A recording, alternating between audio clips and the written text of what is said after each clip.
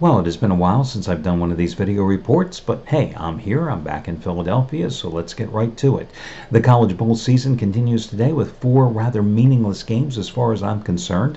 Listen, I know every game is a 50-50 betting proposition, but if this was the 4th week of the regular season, you would not find me having any interest with Buffalo and Troy, or Louisiana Tech and Hawaii, or Army or Houston, or the Wake Forest-Memphis game.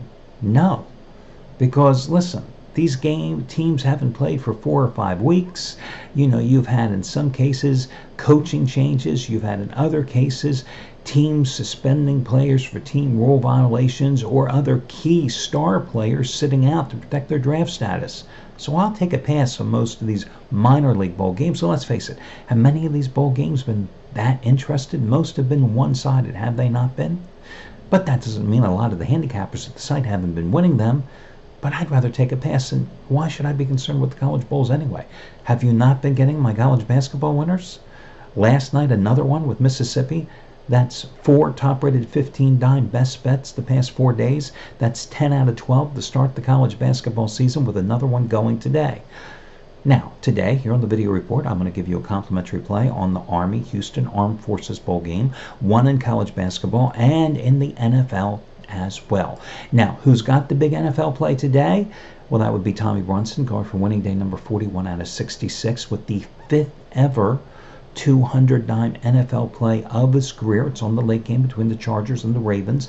He's 19-9 all-time with 150-dime raise-the-bar releases, including last Saturday's on the Texans when he brought down the half point on Houston and got the cover against the Jets.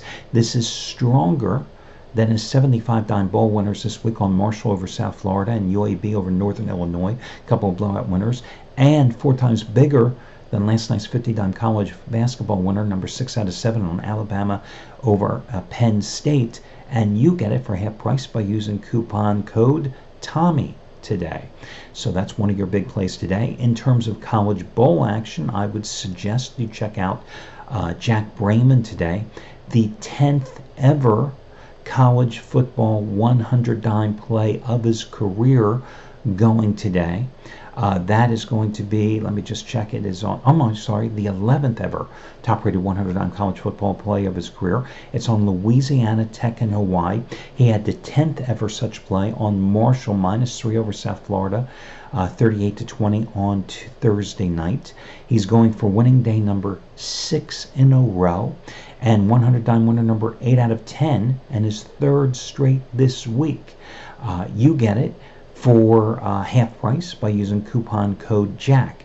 Now, as for me, as I said, I'm taking a look at college basketball today, where I think the best bet is a game that's being played at the Plestra in Philadelphia. It is the game between Loyola of Chicago, your Final Four darlings from a year ago, taking on the Hawks of St. Joe's. That is going to be my play today as I go today for another top-rated 15-dime best bet winner, winning day number 99 out of 165 overall, 15-dime best bet winner number 54 out of 88, and more importantly, number 11 out of 13 to start this college basketball season. And just like all the other ones, you get it for half price by using coupon code HALF. With that being said, let's get to your complimentary plays here for this card today. Let's start with the NFL. The night game, I'm going to go with the Chargers. I know they're coming off 2 great come-from-behind road wins against the Steelers and the Chiefs. A lot of people say, oh, their luck is going to run out. Now they're taking on a red-hot Baltimore team that's 4-1 since Lamar Jackson took over quarterback. And listen, the Ravens have certainly gotten the job done, especially running the ball with Jackson at the helm. But this is going to be the first top-notch defense they've played since Jackson has taken over at quarterback. A defense that is adept at stopping the run, one that is going to be able to close off any passing lanes that do exist for Jackson, and an offense that is really humming. And think about this. This offense has managed to come about with those consecutive double-digit road comebacks against the Steelers and the Chiefs, despite the fact that Melvin Gordon has missed those games. And Gordon is coming back after a 3-game absence tonight from a knee injury, with so much to play for. This line is suppressed down to 4. I'm buying the half point if this line is anywhere between 3 and 4.5 points, as you know. And I'm going to go with the Chargers in this one and lay the points with LA. Of course, it's not like LA is going to have a big fan base to support them here tonight. Half the stands will probably be Ravens fans, and the other half probably you'll think they're going to a soccer game and a football team showed up. But I'm going to go with the Chargers anyway in this game. On the early card, I lean a little toward Tennessee because I just can't get that enthralled with backing a Redskins team, quarterbacked by Josh Johnson. Do I need to say more? Hey, listen, the Redskins beat Jacksonville last week 16-13 to snap a 4-game streak. Who said Jacksonville was any good, right? And the Redskins, their 4 previous games, the defense allowed 122 points. So I do lean toward Tennessee on a 13-3-2 ATS run at home in that game. Now, college bowl play. The game I like most today is Army minus the 6.5 in the Armed Forces Bowl against Houston. And the reason I like Army here, well, it's twofold. One, Houston lost their quarterback a few weeks ago to a season-ending knee injury. And this guy was personally responsible for 50 touchdowns this year. 50 touchdowns. D'Eriq King. He was completing almost 64% of his passes, threw for 38 touchdowns, ran for nearly 600 yards, or ran for 14 touchdowns. 50 touchdowns on the season. So they started a true freshman, a guy by the name of Clayton Tune, in their season-ending loss to Memphis. And he was adequate, but only completed 18 of 43 passes for 256 yards, 3 touchdowns against a bad Memphis defense, and 1 interception. But you have an Army team that really impressed me most and made, I would say, the biggest impression upon me when they went to Norman, Oklahoma early in the season, and they gave the Sooners all they could handle in a 28-21 loss. And the thing that really struck me that day was the way Army limited Oklahoma offensively by not allowing the Sooners to get on the field. And it was really the key to Army's success all season long defensively.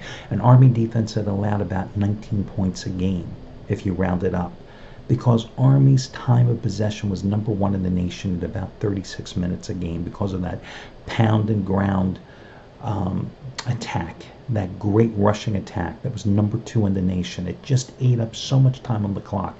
It limited the time that opposing teams had on the field. If Houston had King at quarterback, I would say Houston had a chance to put up enough points to maybe win this game or at least cover the number. But I just don't think so. And I'm not worried at all for Army having a letdown after beating Navy, because Army beat Navy the last 2 years and then won its bowl games against North Texas and San Diego State. So I like Army, a team that converted at a near 56% clip on third down conversions this year against a Houston team that gave up 401 rushing yards against Memphis, a Houston team that gave up 197 yards rushing on average this season. To not be able to stop a triple option Army attack, I don't buy into the fact that people say, oh, Houston's had 4 weeks to be able to prepare to stop the Army triple option. Yeah, right, teams have all off season to prepare to stop Georgia Tech and Navy and Air Force and Army's option attacks. How does that work out over the years? It doesn't. So I like Army in this one to cover the spread, and if this line moves up to 7, I'm buying down the half point in that one. In college basketball today, I'm going to take a shot, and oh boy, it was a tough play picking between these two, but I'm going to take a shot and go with Arizona minus the 17 points. I thought about going with Nevada, but Nevada has just been getting off to some horrific slow starts here of late. In fact, FYI, Nevada, their last 5 games, 4 of those 5 games have been their worst 4 offensive performances in the entire season. So I'm going to go with Arizona, coming off a 61-42 home win against Montana on Wednesday after losing their 2 previous games to Baylor at home and to Alabama on the road. I'm going to go with them in this one at home. Yeah, I'm going to go with Arizona. It's a big number. They're laying 17 points in this one, but I like Alabama here against UC Davis, a UC Davis team that only averages 60.8 points per game, which ranks them 340th in the nation among 351 Division I teams. I think an Aggies team, that's UC Davis, that lost its last road game 71-62 at Northern Illinois back on December 5th, is not going to be able to contend with Arizona offensively or under the boards. This is a UC Davis team that lost to San Francisco by 34 points at home, lost to San Diego by 19 points at home, lost by 23 points at Arkansas, lost by 14 points at Indiana, lost to UT Arlington by 9 points in non-conference tournament play. This is a UT Arlington team that's rebuilding, that lost 97% of its scoring from a year ago and is in a total rebuild. You know, when I look at KenPom, Arizona, despite its recent troubles, is ranked 44th, and UC Davis is ranked 244. And I look at their non-conference strength of schedule, and Arizona, because of playing in the Maui Invitational Tournament mainly, has played a schedule that's ranked 51st, where UC Davis is ranked 111th. So I have no problems laying the 17 points in Tucson with Arizona as your third complimentary play. Of the three, I like the Chargers and Army equally at the top. Arizona is coming in at the second tier, and that'll do it. I wish you well, and talk to you.